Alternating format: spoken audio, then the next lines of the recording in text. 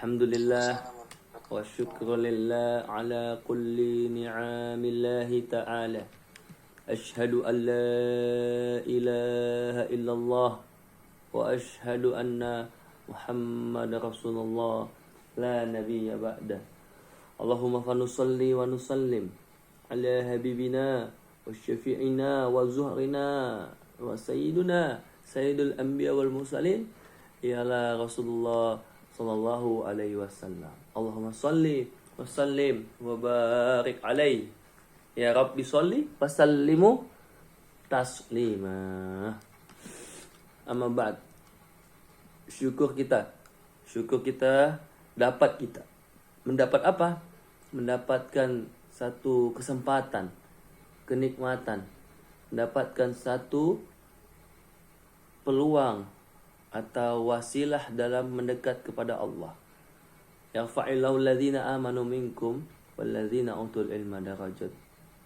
Tentunya nikmat kesempatan yang Allah berikan ini mudah-mudahan bisa menaikkan derajat kita baik di sisi Allah khususnya, dan nantinya ketika kita di tengah-tengah masyarakat atau dalam kehidupan kita tidak goyah dan tidak gerus keimanan dan ketakwaan kita tentunya kepada Allah Subhanahu wa taala.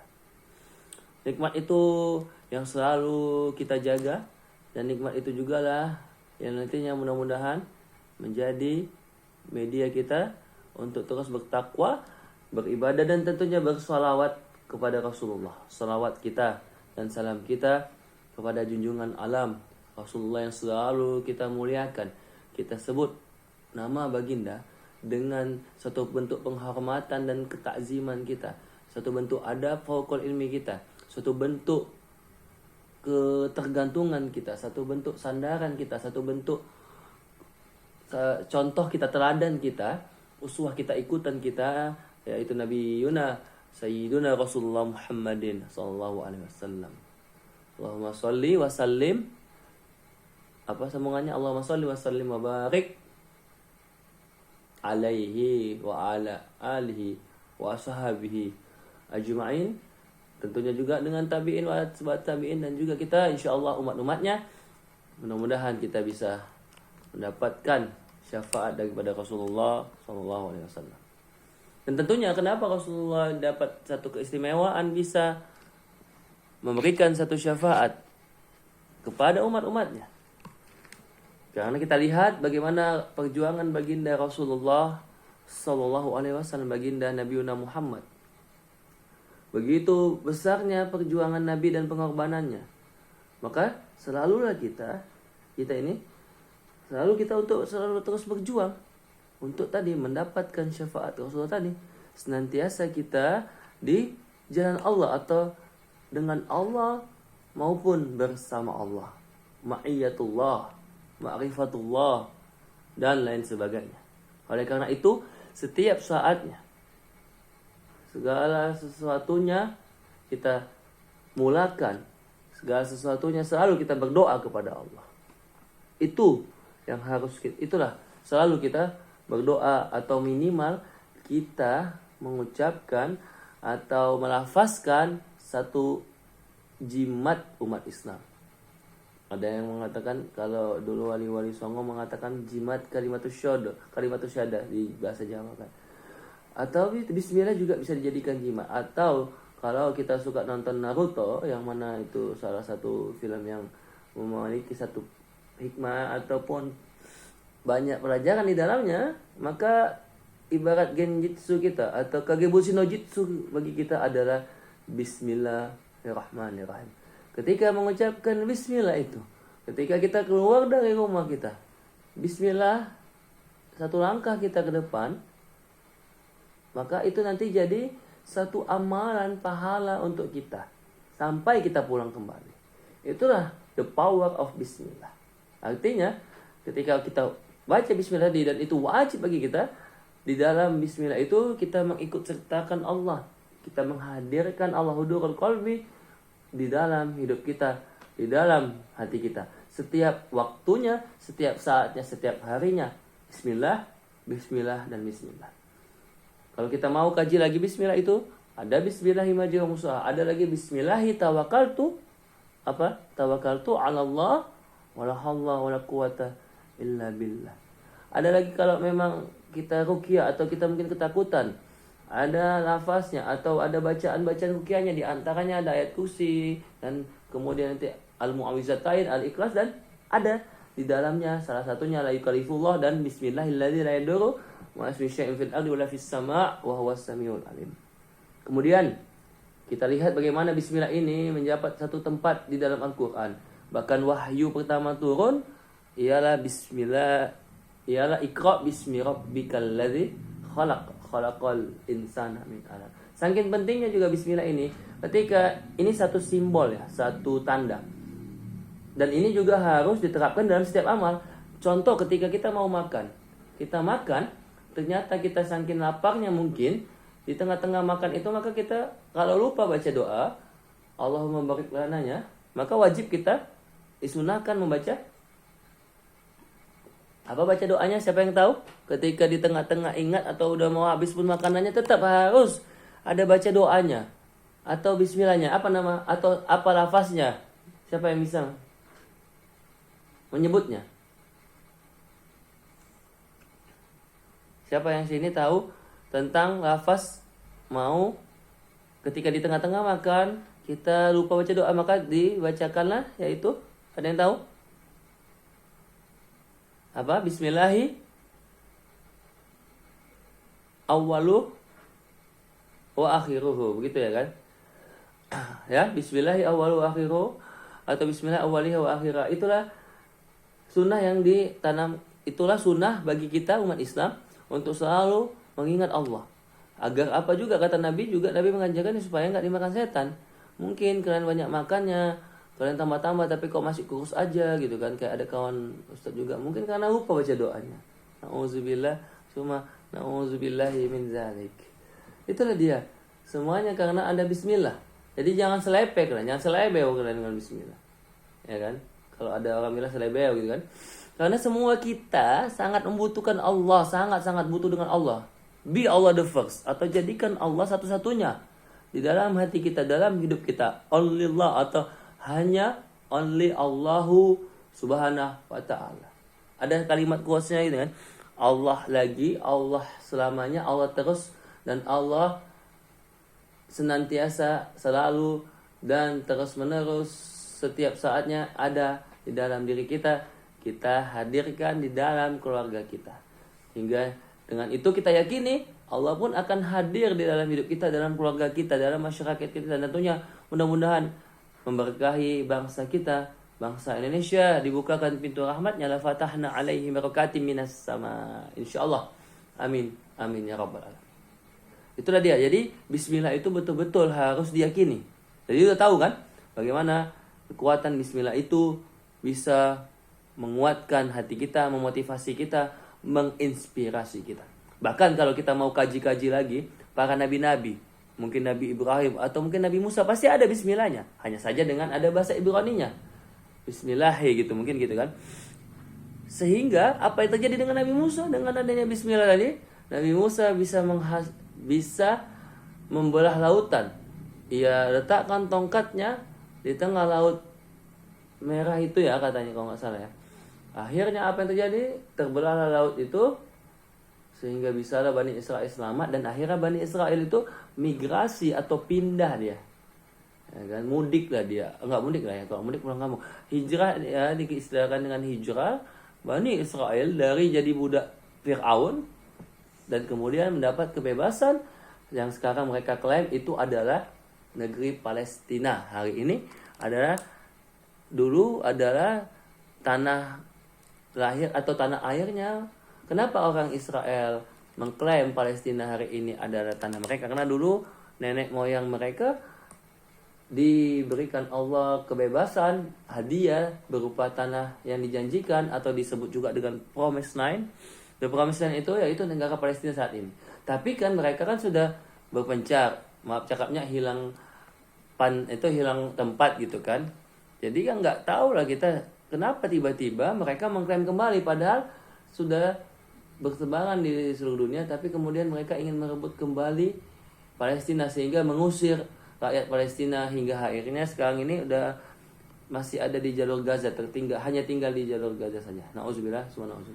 Dan kita harus hati-hati juga, jangan sampai nanti Indonesia atau kita negeri Melayu ini, orang Medan ini terusir dengan orang-orang asing dan asing.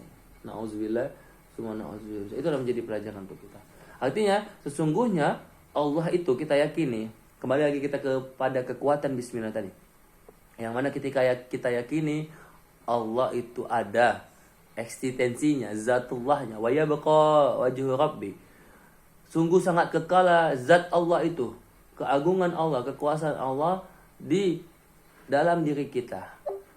Allah selalu berada di dekat kita, di tengah kita, akan tetapi kitanya yang tidak sadar, kita yang tidak yakin dan tidak memaknai tentang kehadiran atau perlindungan daripada Allah Subhanahu wa taala, rahmat Allah, kasih sayangnya. Karena sesungguhnya Allah itu dekat. Kan gitu kata Opik. Allah, engkau dekat, penuh kasih sayang. Engkau dekat ya Allah, sangat dekat. Hanya kamilah yang jauh.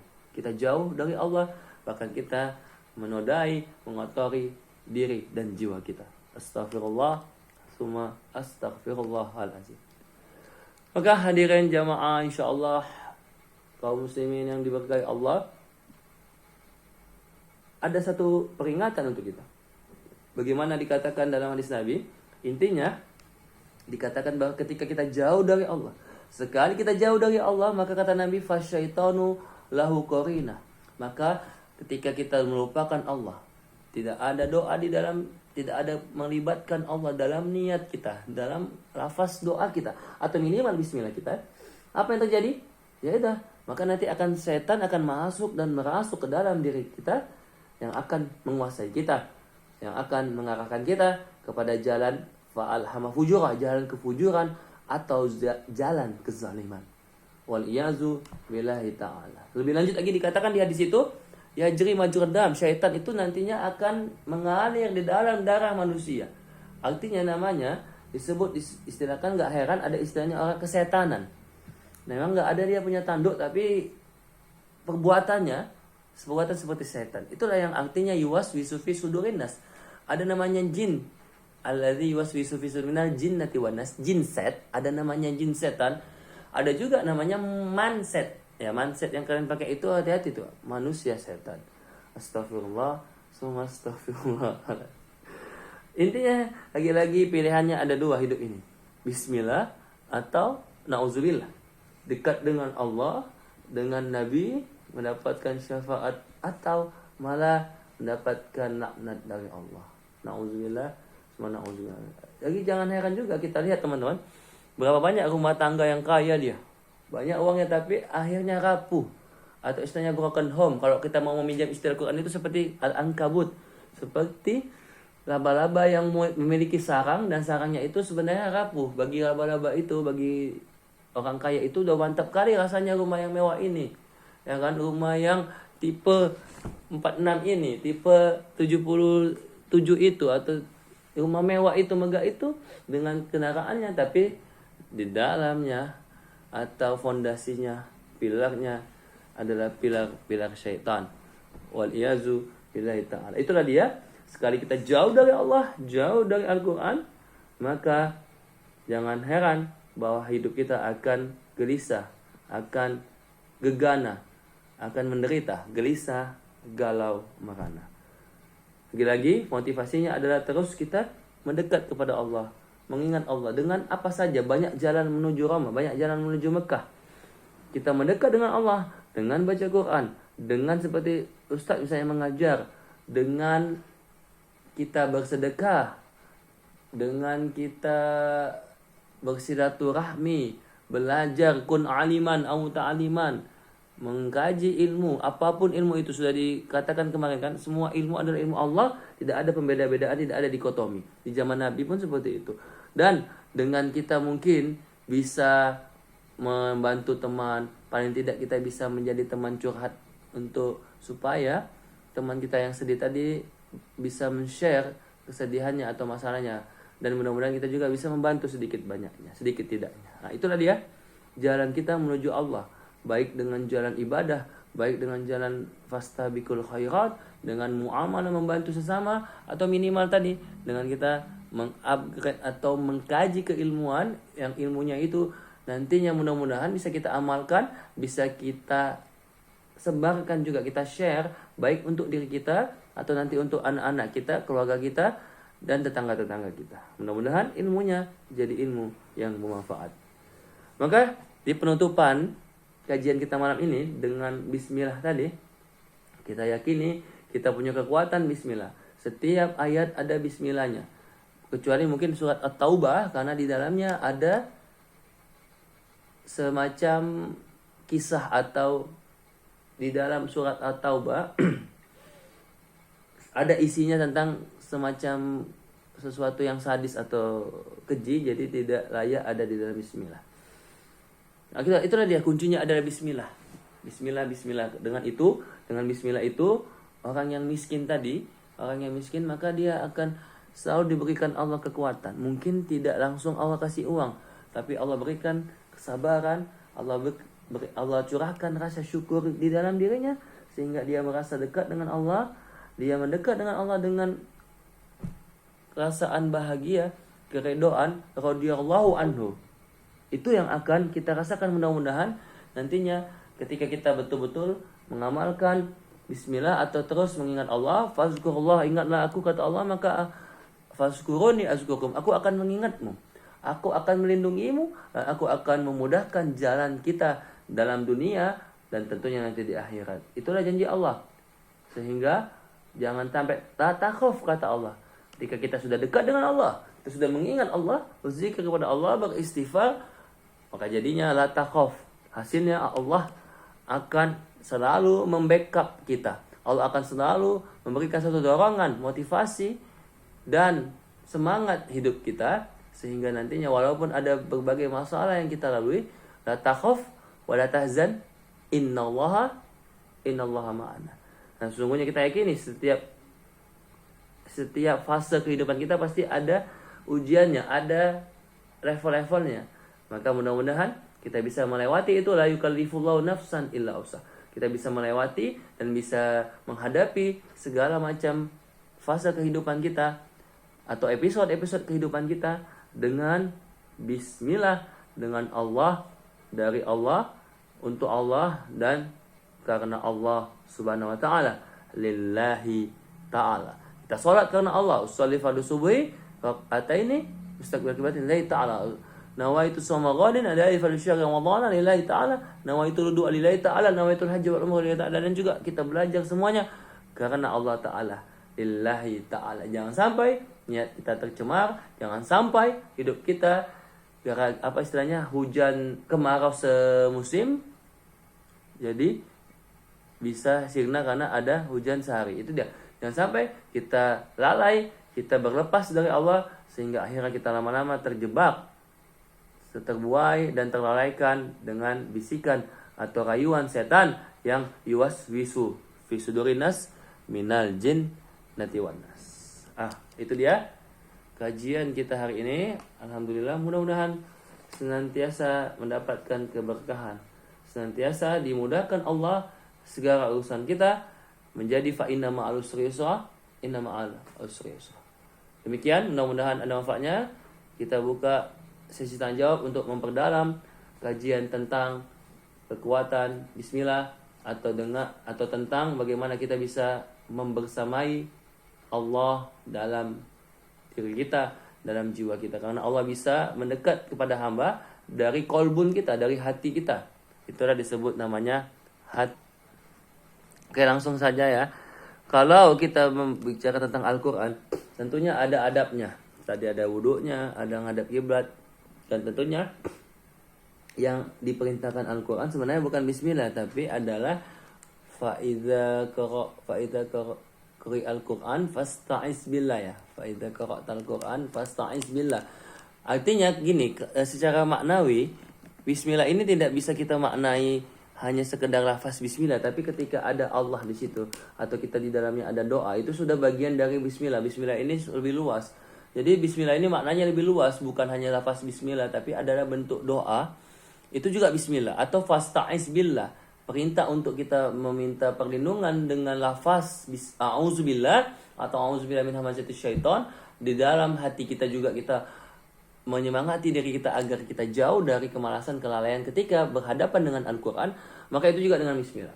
Jadi ketika baca Quran, sebenarnya perintah Al-Quran sendiri adalah fasta'iz billah, yaitu isti'azah, ta'awuz. Adapun bismillah itu bagian dari mungkin ulama atau arahan atau anjuran ulama untuk menambahinya dengan bismillah atau bahkan surah Al-Fatihah. Jadi kalau kita kaji lagi Al-Quran dan kita lihat Nabi Muhammad, tidak ada perintah untuk baca bismillah, tapi yang ada a'udzubillah minasyaitonirrajim. Hanya saja tadi kalau kita mau lebih mendalam makna bismillah, tadi bismillah itu ya a'udzubillah itu juga bismillah gitu kan. Subhanallah itu juga bismillah. Alhamdulillah, apalagi subhanallah walhamdulillah itu semuanya adalah bismillah. Arti dalam menghadirkan Allah dalam hati kita, segala hal yang membuat kita dekat dengan Allah hadir kepada hati kita, itulah hakikat daripada Bismillahirrahmanirrahim. Demikian.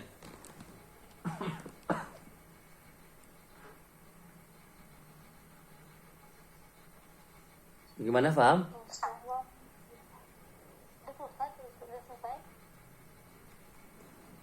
Bagaimana ya penanya?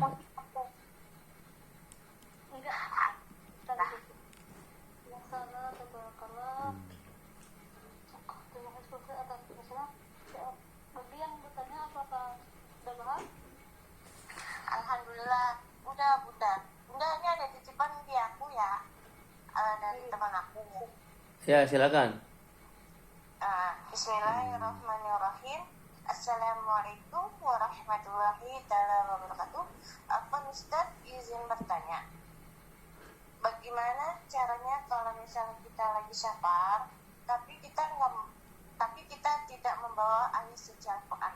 Apakah boleh tidak membacanya lewat HP Ustaz? Syukran Ustaz, tafadhal masykurah, waktu dan tempat Anda mempersilakan, monggo Ustaz. Oke, alhamdulillah. Jadi ketika kita berkaji dengan mushaf tadi ya, berarti terkait sama memegang atau membawa. Maka jawabannya adalah ya itu tidak ada larangan di situ. Tidak ada larangan kita dengan menggunakan gadget atau teknologi.